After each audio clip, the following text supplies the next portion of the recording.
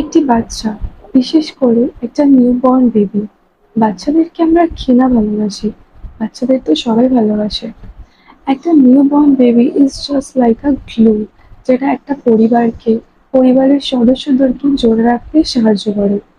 কিন্তু একবার ভেবে দেখুন, সেই বাচ্চাটিকে যদি কেউ হত্যা করে দেয়, তো আপনার কি মনে হয় সেই যেই মানুষটি বাচ্চাটিকে হত্যা করেছে তার কি শাস্তি হওয়া উচিত?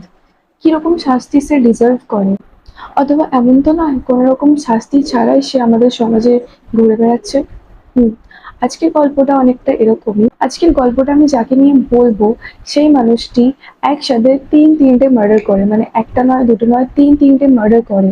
আর তিনটে মার্ডার করার পরেও আজকে আমাদের সমাজে খোলা ঘুরে বেড়াচ্ছে। এমন নয় যে পুলিশে কিছু জানতো না, পুলিশে সবকিছু জানতো, পুলিশের কাছে সমস্ত এভিডেন্স ছিল, কিন্তু তার সত্ত্বেও সেই ব্যক্তিটিকে জেলে যেতে